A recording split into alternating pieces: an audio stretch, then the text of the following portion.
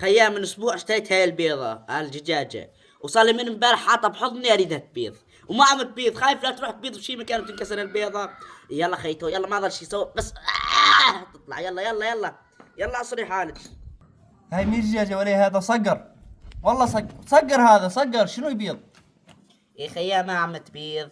خيال شو رايك اليوم منسى فيش من حب قلبك على اللحمة هي مزة.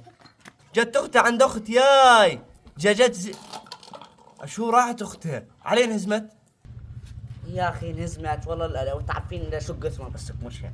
خيال بدي اصير تاجر دجاج وبعدين بتصير تاجر فراج واضرب بهالمناسف. خي بدي اخي شو تشتري مع العزيمة عندي.